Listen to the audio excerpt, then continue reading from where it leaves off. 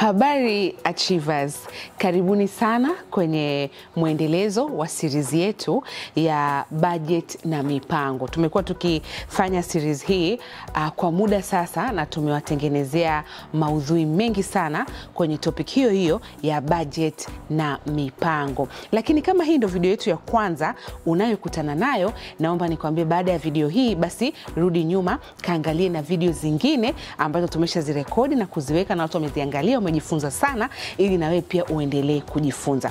Na leo unakwenda kuongelea kitu ambacho kidogo kiko very interesting na pengine watu wengi walikuwa hawakitazami kwa namna ambavyo sisi kama Achieve tumeweza kukiona.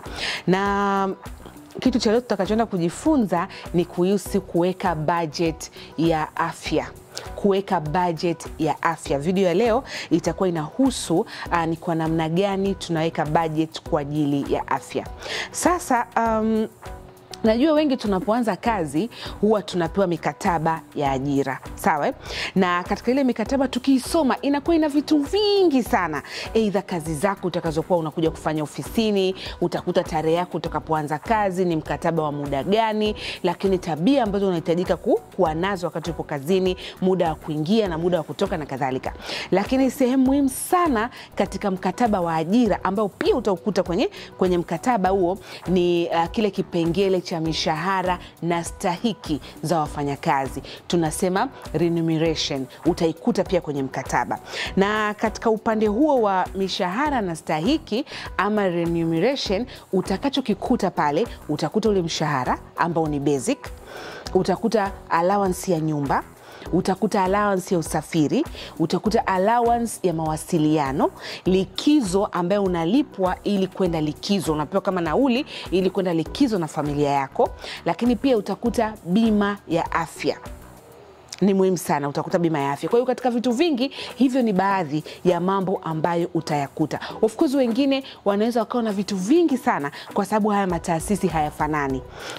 Kila taasisi huwa inawalipa wafanyakazi wake kulingana na uwezo wa taasisi, lakini sera za taasisi, lakini pia kama ni ule mpango wa incentive kwa ajili ya wafanyakazi na kadhalika. Kwa hiyo wataangalia vitu vingi alafu wataviweka kwenye mkataba wako. Lakini ambacho naomba tukichukue kwenye hivyo vingi, naomba tuchukue pale bima ya afya. Kwa hiyo tutakuja kuona kwamba ni kweli wafanyakazi wengi katika maofisi yao huwa wanakatiwa bima na ofisi. Kwa hiyo unakuta wewe kama mfanyakazi unakatwa asilimia fulani kwenye mshahara wako, and then mwajiri wako naye anakuchangia asilimia inayofanana, alafu jumla zinajumlishwa zinapelekwa kwenye kampuni ya bima ili mfanyakazi aweze kupata bima ya matibabu. Kwa wakati mwingine unakuta kulingana na sera ya kampuni sio lazima wewe kama mwajiriwa uweze kuchangia, lakini unakuta kwamba mwajiri mwenyewe anakulipia ile package nzima ya kupata bima. Inakuwa ni namna tu ya kuendelea kuwavutia wafanyakazi, kuwafanya wabaki ofisini, lakini pia kuwapa incentive kama motisha za kuwafanya kwamba waweze kudeliver kazi vizuri. Kwa hiyo sasa wengi basi kutokana na hali hiyo huwa wanakuja kufikiri ya kwamba bima sio kitu muhimu cha kukiekea budget katika mipango yao ya fedha.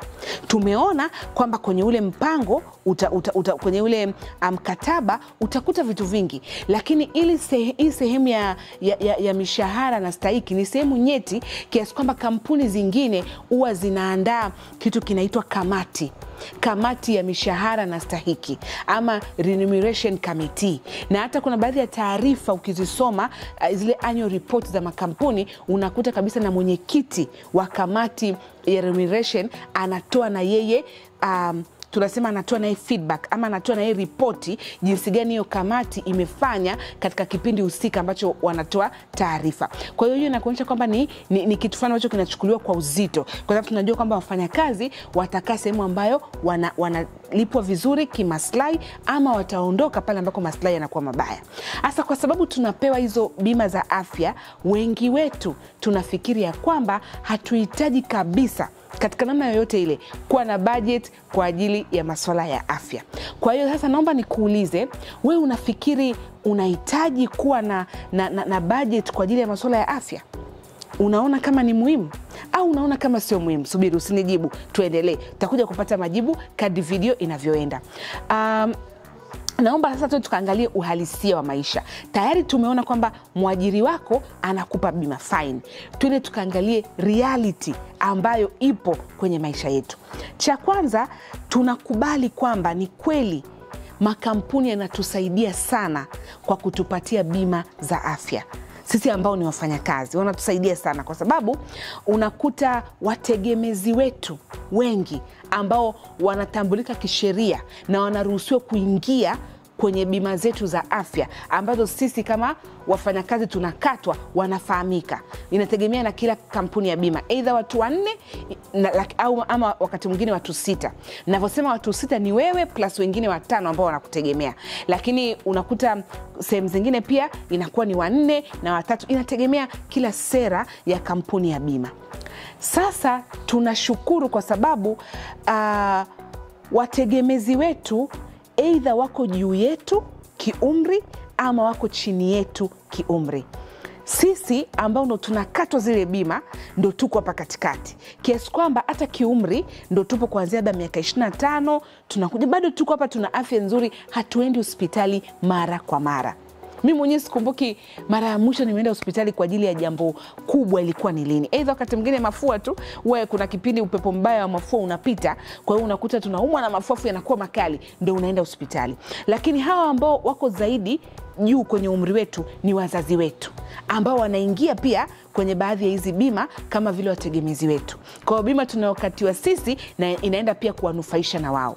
Kwa hiyo unakuta wao kwa sababu ya umri wanatumia sana zile bima kutokana na yale magonjwa ya kiutu uzima, yale ambayo hayaambukizi, akina sukari na pressure. And then chini yetu ndo kuna watoto wetu. Pengine ndo umeanza kupata watoto, bado wana umri kuanzia mwaka mmoja kuja miaka 5. Kwa hiyo unakuta watoto wa hivyo mara nyingi huwa wanaumwa, kwa sababu unakuta immune haziko sawa. Hasa ukijaribu kuangalia, sisi huenda hatutibiwi sana ama hatutumii sana hizo kadi, lakini wanaotutegemea wanazitumia sana. Na nilikuwa nimefanya kuangalia message ambazo huwa natumiwa na kampuni ya bima, nikiambiwa kwamba mwezi fulani kiasi fulani kimetumika kwa ajili ya bima. Huwa natumiwa message. Kwa hiyo nilichukua kama miezi 9 nyuma, nikajumlisha pale na moja ya message naomba niwasomee hapa ili ninavyoongea tuweze kwenda sawa. Kuna message hapa inasema, hii ilitumwa tarehe 17 Disemba 2024. Inasema kadi namba, imenekea kadi hapo, kadi namba imetumia shilingi 639,480 kwa huduma za matibabu kituo cha Ikanekea na hospitali tarehe 10 mwezi wa 12 2024. Ikaniambia kama taarifa hizi sio sahihi, piga simu 199 kutoa taarifa kwenye hiyo kampuni ya bima. Kwa hiyo nimechukua hizi message, kila message inakuja na gharama, na huyu ni mtegemezi wangu mmoja tu ambaye huwa anatumiwa sana gharama zake. Nimejumlisha, zilikuwa 9 kwa miezi 9 tofauti, alafu nikagawa na 9 ili kupata average cost ya matibabu ni kiasi gani. Kwa hiyo nilipofanya hiyo hesabu imekuja kwamba average ni kuanzia 285,400. Ndio gharama ambayo najikuta nalipa, ningetakiwa kulipa mimi kama nilikuwa nalipa cash, lakini kwa sababu tayari kuna kampuni ya bima wananilipia. Kwa sasa kwanza hapo nikasema tushukuru, kama nilivyokuja kusema awali, kwa sababu la sivyo hizi pesa zingetoka kwenye mshahara wetu. Kwa hiyo ungejikuta kwamba kila mwezi pengine una 300,000 mpaka 350,000 ambayo unaitenga pembeni kwa ajili ya matibabu. Hebu pata picha. Ingekuwa ni very expensive, kwa sababu mambo mengine bado yanatusubiri: chakula, nyumba na vitu vingine, usafiri, kodi, ada ya watoto na kadhalika. Lakini jambo la pili, baada ya kutafakari na kushukuru, jambo la pili ni kwamba ni ukweli kwamba sio kila kitu kitalipwa na bima. Huo ndio uhalisia mwingine, sio kila kitu kitalipwa na bima. Kwa hiyo kama sio kila kitu kinalipwa na bima, tunatakiwa tujipange mapema sana, kwa sababu kila mtu ambaye anaishi ni mgonjwa mtarajiwa. Kama hujaumwa leo utaumwa tena. Wengine wanasema ugonjwa ni kama ibada, zinakuja. We cannot be 100% sure kwamba hatutaumwa. Hata kama unafanya mazoezi bado unaweza ukaumwa. Kwa hiyo ili uonekane kama una mipango ambayo iko inclusive ya uhalisia wa mwanadamu, then lazima uweke budget kwa ajili ya afya. Hata kama kwa sasa hivi hakuna anayeumwa kwenye familia yako, na hata kama kila mtu ana bima, wewe weka pembeni kiasi fulani kwa ajili ya sababu ambazo nataka nikupatie sasa hivi. Sababu ya kwanza, kuna zile dawa ambazo hazilipwi na bima. Kama una mgonjwa wako, utakubaliana na mimi, unampeleka hospitali, anaweza akalazwa, ama hata kama hajalazwa, ukaambiwa na daktari, dawa hii na hii na hii na hii utapata kwa bima, lakini hii hapa na hii hapa hauwezi kupata kwa bima. Wakati mwingine ni sindano, kuna sindano fulani haitolewi, au kuna dawa fulani inatiwa kwenye drip alafu inaingia kwenye veins za mgonjwa, haitolewi kwenye bima, na unaambiwa kabisa kuna pharmacy nje ya hospitali kwenye kona pale, hizo dawa zipo. Na mara nyingi utaambiwa ni 30 sindano moja. Inatakiwa sindano ngapi? Sindano 5. Unaweza ukaambiwa wakati mwingine ni 50. Sindano ngapi? Sindano 4. Hiyo ni 200,000. Bado mambo mengine hujashughulika nayo, umeshughulika na dawa ambazo hata kama una bima uliokatiwa na mwajiri wako, lakini bado hiyo bima haikavi hizo dawa. Utatoa pesa mfukoni alafu utakwenda kununua hizo dawa. Cha kwanza. Lakini cha pili, kuna vifaa tiba ambavyo wakati mwingine havipo kwenye bima. Bima haitoi. Utampeleka mgonjwa hospitali, utaambiwa hiki na hiki na hiki bima itakava, lakini hiki na hiki na hiki inabidi uende ukanunue. Vipo vifaa tiba. Inaweza kama pengine kuna sindano fulani ambayo inabidi anunuliwe nyumbani, au hata anajidunga kama ni insulin na kadhalika, lakini vipo vifaa. Kwa hiyo mara ya kwanza nimesema dawa, this time nimesema ni vifaa tiba. Lakini kuna mahitaji mengine, namba 3, mahitaji mengine ya mgonjwa ambayo wala sio dawa wala vifaa tiba. Nitakupa mfano. Aidha mgonjwa wako anaumwa kiasi kwamba hawezi kwenda pengine msalani kila wakati. Kwa hiyo inabidi unaambiwa ununue diapers. Sawa? Ununue diapers za watu wazima. Unaenda pharmacy, unakuta diapers zinaanzia kuanzia 24,000. Sawa? Wakati mwingine sio diapers, lakini unaambiwa ununue zile nguo za ndani ambazo ziko disposable. Akishatumia unachukua tu unatupa. Inawezekana ikawa sio lazima iwe ni diapers, lakini inakuwa ni kama nguo ya ndani. Lakini pia wipes. Wakati mwingine kwa sababu anatumia hizo diapers na hizo nguo za ndani ambazo ni disposable, inabidi utumie wipes ambazo inabidi ununue. Na wakati mwingine ni zile dawa kama disinfectant kwa sababu ya namna ambavyo pengine unamtake care, na hiyo yote bima haikavi. Kwa hiyo inabidi uingie mfukoni, utoe pesa ili uende ukanunue, alafu wewe hujaweka budget. Jambo la 4, kuna swala zima la msosi. Unaweza kuwa una mgonjwa ukaambiwa kabisa anahitaji nini? Special diet. Sawa? Kuna special diet hapo. Utaambiwa kuku wa kuchemsha, mchemsho wa samaki na mambo mengine ya namna hiyo, usiweke chumvi wala mafuta. Kwa hiyo kila siku unatakiwa uende ukanunue kuku. Dar es Salaam hii kuku ni shilingi 25,000. Pale Kawe ukienda, kuku wa kienyeji, samaki kilo kwa Dar es Salaam shilingi 15,000. Na ndio chakula cha mgonjwa. Leo ni samaki, kesho ni kuku, kesho ni samaki. Alafu kumbuka hakiweki chumvi wala mafuta. Lakini nyumbani una familia ya watu wengine ambao hawawezi kula hii special diet. Haina ladha. Kwa hiyo inabidi upike special diet, alafu uje upike diet ya watu wengine. Yaani bila kupepesa, chakula tu. Unaweza kutumia mpaka shilingi 50,000 au 60,000. Alafu mgonjwa anaenda namna hiyo almost 2-3 weeks. Alafu wewe ulikuwa unahisi matibabu hayahitaji kabisa kuwekewa budget. Jambo lingine ni swala zima la usafiri wakati ule ambako pengine mgonjwa yupo hospitali. Pengine hujapata likizo ya muda mrefu ya kumuuguza, kwa hiyo unaenda ofisini, lakini una wasaidizi ambao umewaacha nyumbani, wanakusaidia kumuuguza mgonjwa ambaye yuko hospitali. Kwa hiyo asubuhi wewe unapeleka chai, maziwa ama uji, which is fine, lakini mchana lazima watu wengine wapeleke chakula. Sasa usikwambie mtu apande daladala na mahotpot, machupa, sijui maji ya kunywa, masahani. Kwa hiyo utajikuta kama amna mtu anajua kudrive, basi wanauba, wanachukua hiyo taxi mtandao, wanaenda hospitali kwenda na kurudi for 3 weeks. Hapo sio chini ya shilingi 30,000. Inategemea pia unaishi wapi na hospitali ni wapi. Hiyo na yenyewe ni gharama ya kuizingatia. Lakini gharama nyingine inawezekana ikawa ni supplements. Sawa umeambiwa na daktari okay tumempa hizi dawa ni very strong, lakini kwa kumwangalia anahitaji apate iron, anahitaji apate calcium, tumeona mifupa yake sio imefanya, anataka apate vitamin B complex, you name it. Na hivyo vitu haviuzwi bei rahisi. Kwa hiyo atakuwa anaugulia nyumbani na utaambiwa kabisa hapa hizi ndo dawa, lakini bado sindikizia na supplement. Na unaambiwa daktari mnunulie hizi hapa ili kupandisha yale madini. Alafu wewe kwenye budget ulikuwa hauweki kwa sababu unasema mimi nalipiwa bima na ofisi. Unaona?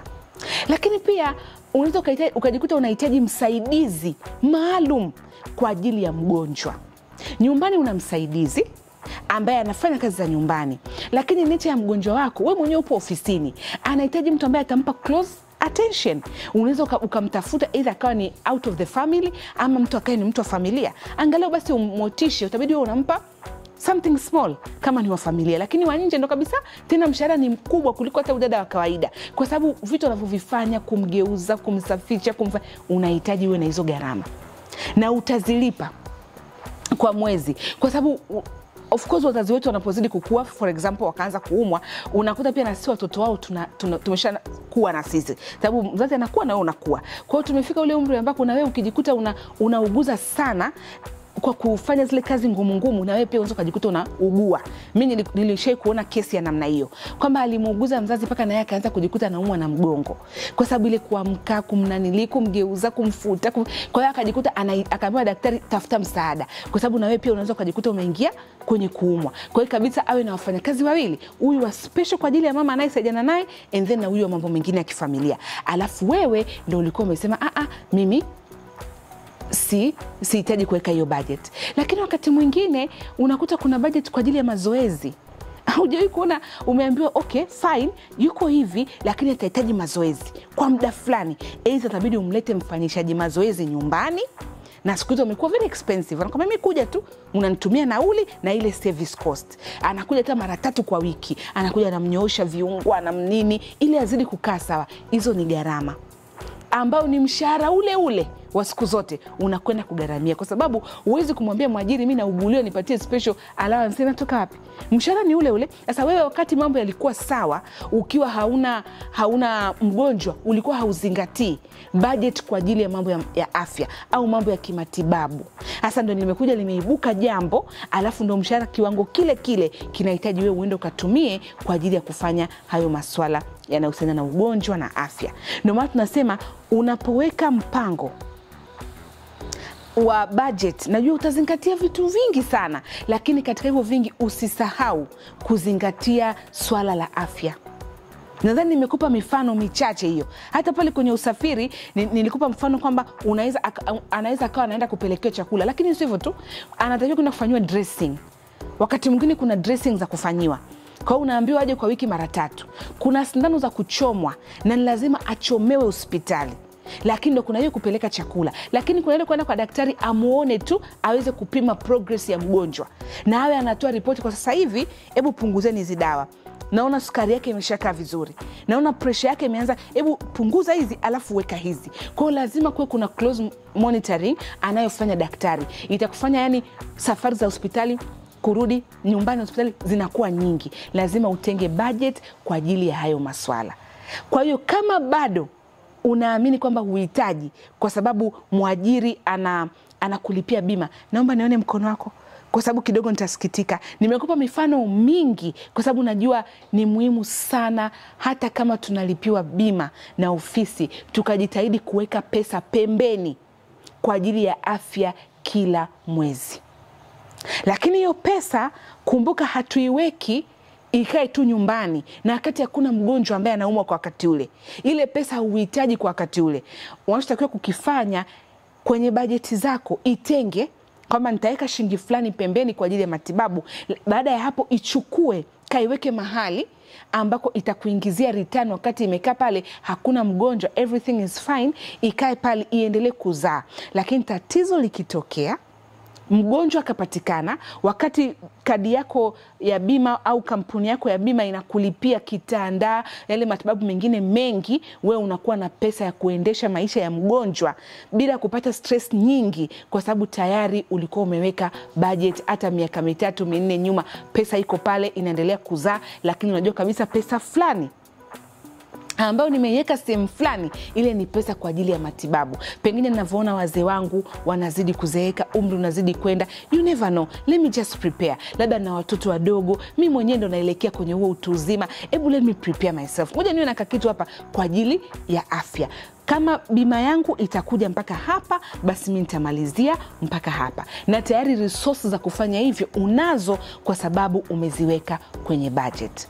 Najua tumewafundisha sana vitu vingi, na hata kuna video nilifanya kwa ajili ya kukuambia kuhusu makundi ya kuyazingatia katika matumizi wakati unapanga budget, makundi ya matumizi ya kuyazingatia. Pale nilisema kabisa kuna kundi la afya, lakini nikasema no, tutakuja kuliongelea zaidi kwenye video nyingine. Na video nyingine ndo hii hapa. Nimekuonyesha ni katika instance zipi utakuta kwamba bima yako haiwezi kukupatia msaada katika baadhi ya vitu. Inabidi mwenyewe uwe una pesa uweze kufanya hivyo.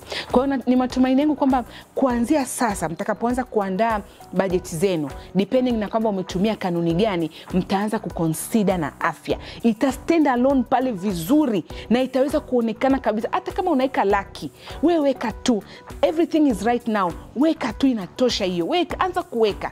Weka. Baada ya muda hiyo pesa yako itakuwa, na ile fungu lako la afya litakuwa limekuwa, na ikitokea tatizo hautapata stress hata kidogo, kwa sababu unajua kwamba una plan B. Natumaini umenielewa, na natumaini kwamba kuanzia leo utaenda kufanya hivyo, kwa sababu tumeona maradhi siku hizi ni mengi, tena yale ambayo hayaambukizi.